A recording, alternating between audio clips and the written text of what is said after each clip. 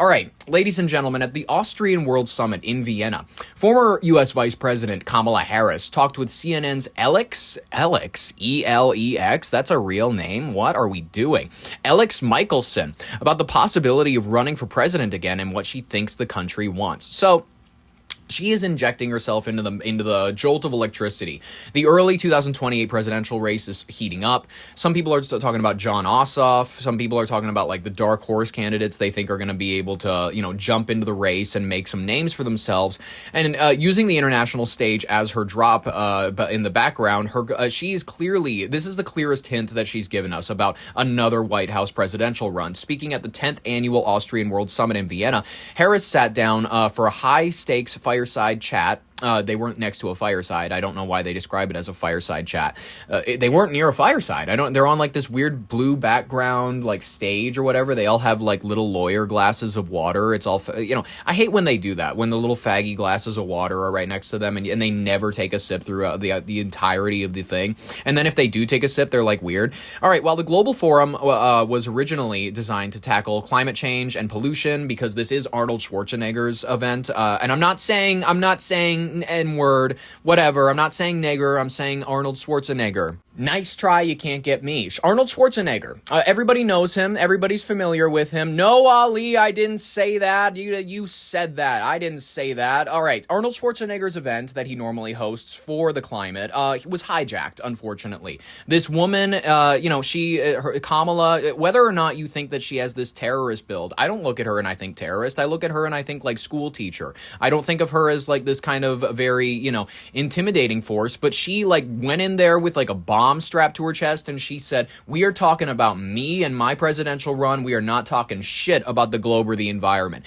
So the audience was chanting run again. The smiling Harris did not hold back. She told the crowd that she is actively thinking about launching another presidential campaign, reflecting on the last 4 years of service, just a heartbeat away from the Oval Office. Harris emphasized that she knows exactly what the job requires and is evaluating another run in the context of how to best serve the American people. She boldly told the summit that she believes the country is hungry for a return to institutional stability, a unified leadership, and forward-looking economic vision that steps away from polarized retaliatory politics of the current administration. As though you were any bit this uniting, we all have to come together figure throughout the entire 4 years you served as vice president. Knock this shit off. Let's hear a little bit of her own personal words, ladies and gentlemen. Listen, whether or not I think Hillary Clinton should run again and we would have a better chance with her. We would have a better chance with a woman who has killed children on a ping pong table than we would with Kamala Harris. Wrap up, but I want to ask each of you a question about the future, because that's what both of you are so focused on. I'm sure they are. Your future. There's a lot of people. You've talked about that you're thinking about running for president, right? Well, first we have to kill my husband, because my husband did not do very well with the press. They found out that he beat up his ex-girlfriend. We had a lot of problems. So we're going to have to kill, unfortunately, we're going to have to kill Dougie. Dougie, my Dougie. How is that thought process going? What's the process in that? And I know you're on a listening tour, and I'm curious what you're hearing from people as you've gone around the... Well, I can't hear very much because Doug Emhoff, he smacked me, and I can't hear very much out of my right ear. What people are telling you that maybe you've learned that you didn't know before the process of doing so? Let's hear it. What people are telling me includes that they want to believe in systems, and they've lost trust in those systems. Okay. What I hear a lot is that people know that at the end of... Okay, guys, I want to go through this as now I'm going to let her finish her thought, but I want you all to hear why she cannot run for president again. I want you all to hear that, she has the fumfering of Jeff Goldblum, the kind of, looking for a word, and it's just, she has that, and she has the Biden slowness, but she does not have his age to justify that slowness. So she needs to drop this sort of methodical, every word I say has to be perfectly parceled out, but actually, after I eventually parcel it out, it ends up looking like a nothing burger. It looks like something that, it looks like like a Netflix series from Meghan Markle. It looks like nothing. It looks like just platitudes that white women and some black women are going to feel comfy about when they put it on in the background. It's not anything that's, meaningful. There's no meat and potatoes to her actual political talks. It's just people have lost faith and they don't feel comfortable going. Like, I talk to veterans. I know they let me in their circles and they don't feel comfortable going to the VFW to drink themselves to death. Lost trust in those systems. What I hear. Let's hear. I'm not going to edit this. Watch her put together this thought in real time and how slow she is. Let's hear it.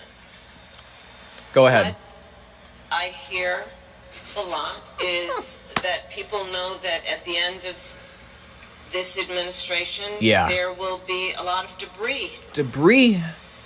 Yeah. I tell them often, I can't guarantee that it won't get worse before it gets better. Oh my God. But the one thing I do know is at the end of it, there will be a lot of debris. And it would be irresponsible to then address that in a way that we only talk about what should we do, what do we need to do to rebuild. What? We do that with any sense of nostalgia. Nostalgia. What are you talking about? That would be irresponsible. Because the reality is, even before, there were many things that were not working for a lot of people. Yeah. Were they? The status quo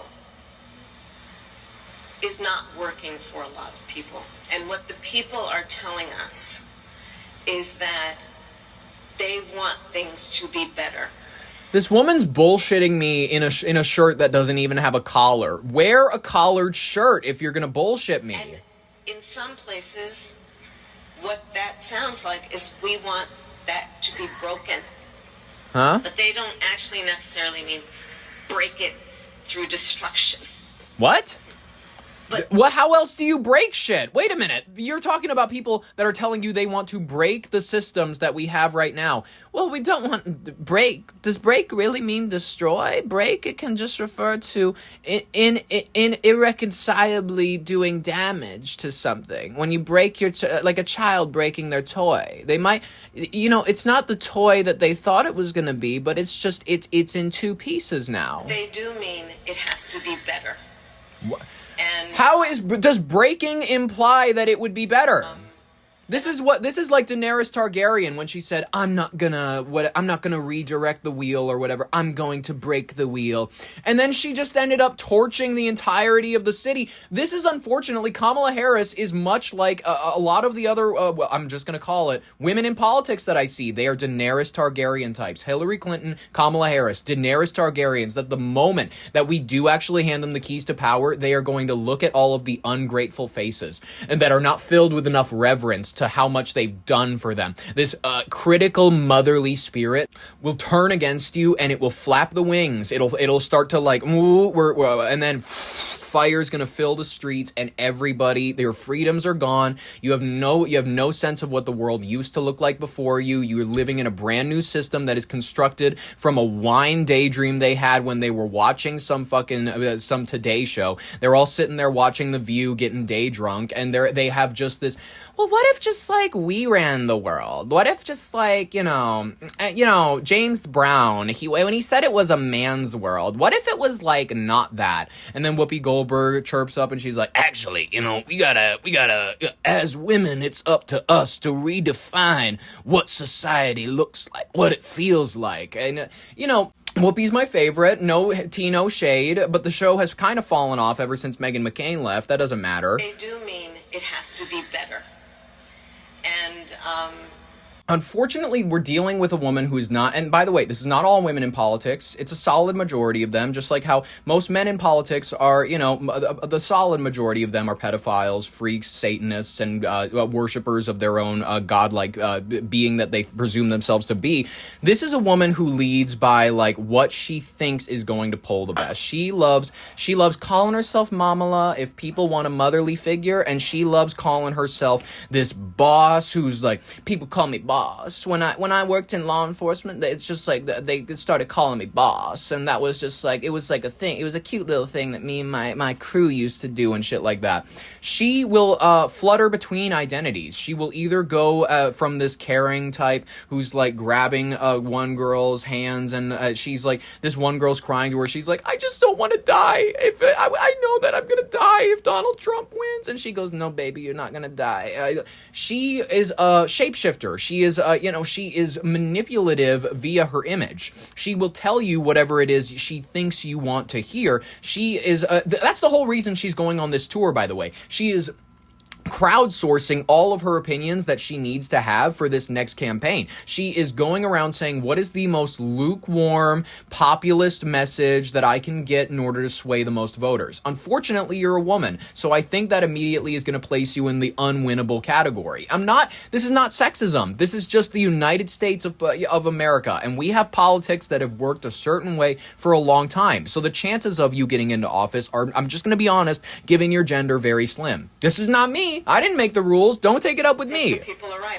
One of the things I think about in the context of the future is Gen Z. I love Gen Z. She always brings up this goddamn, who is this Chinese guy, Chen Z? I don't know who Chen Z is, but she's like, it's like her masseuse or something. She's always going, I just love Gen Z. Gen Z is so bright. Gen Z has all these visions. He's so caring. He knows about the environment. Gen Z is so smart. They are, in the United States, I'm not sure about here in Austria, they are a larger population than baby boomers demographically. They are between the age of about 13 and 28. Because boomers, they were busy throwing lawn darts into each other's hearts. They've only known the climate crisis. They experienced a pandemic where they lost significant portions of their education. Gen Z is this wonderful, bright generation on so many SSRIs. There's so many of these kids that are fat and so many that are depressed, think they're transgender, non-binary. All these kids, they have zero friends in real life. They have Discord buddies. Have you heard of this thing? It's called Discord. It's where all the kids, they're making connections online now instead of making friends. This is wonderful. Gen Z is so bright. And socialization. And the thing I love about this generation... What is that? They are so beautifully impatient. Yeah. They're not waiting for us to figure it out.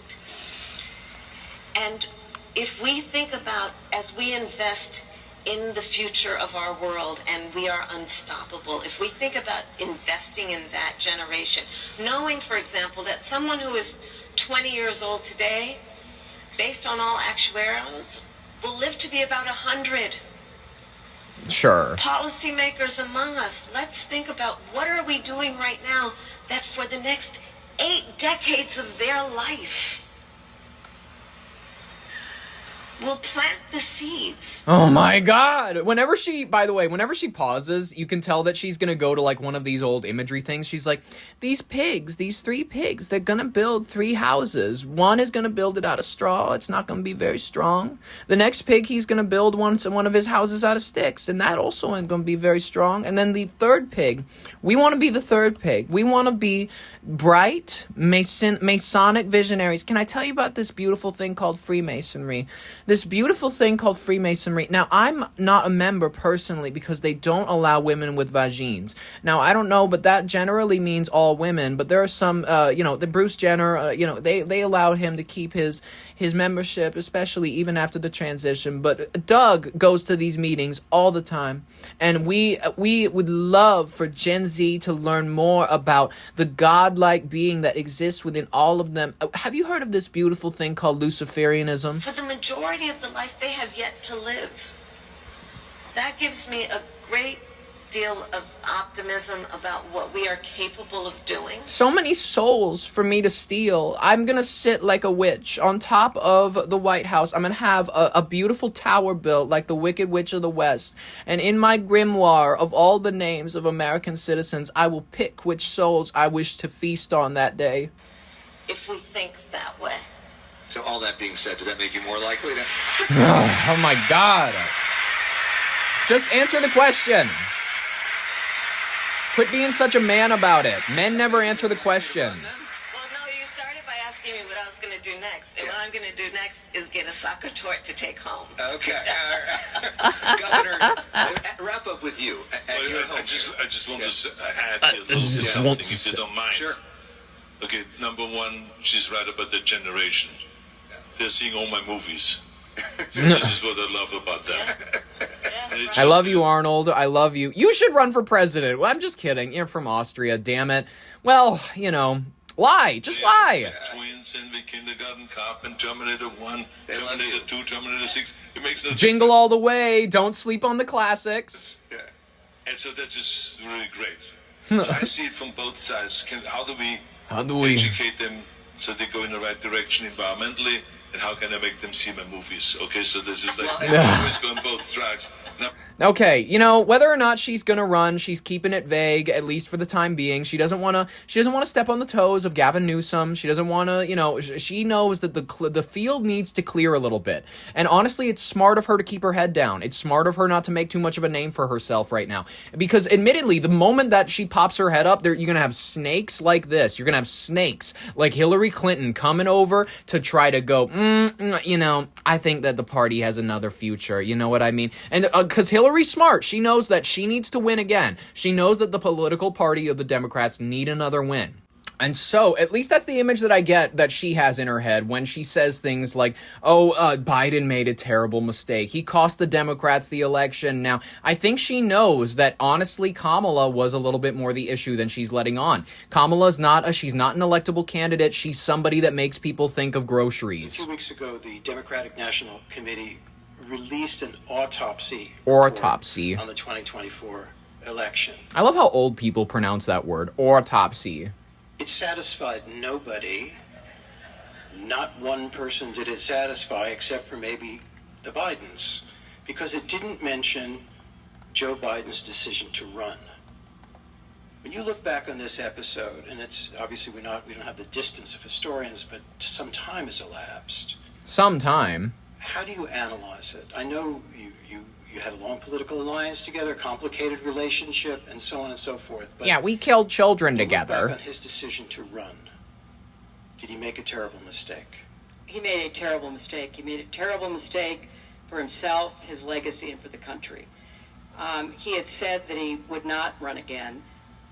And, you know, counterfactual narratives are always a bit tricky. But I believe if he had kept to that plan and said in, say, the late summer of 23 that he wasn't going to run, that he was going to pass, you know, the torch to the next generation, we would have had a real contest. And very sadly, I believe whoever emerged from that contest, whether it was the vice president or a governor or a senator or anybody else, would have beaten Donald Trump. So I think it was a... You know who that somebody else that she's referencing is? It's actually her. Ladies and gentlemen, she is propping herself up because she knows that now is her time. Did Kamala Harris lose solely because she only had 100 days to run? Oh, I think that was definitely a factor. Sure. I think definitely a factor. she also found herself really in a difficult position trying to run as the sitting vice president but separate herself from the sitting president. That's really hard. You know, when I ran, I'd been Secretary of State for President Obama, and you know, there was part of the Democratic Party and certainly Republicans, independents, who, you know, they were favorable toward a lot that President Obama had done, but not everything. And yet I was part of that administration trying to, you know, separate myself, trying to, you know, chart my own course. Benghazi. We were doing it in real time. I mean, there was no gap between her service, as there was with mine, and you know, her campaign. So I think that... All right, before she stumbles on any further, I'm just going to cut it short. If you want any more, she's in the description, you know, whatever.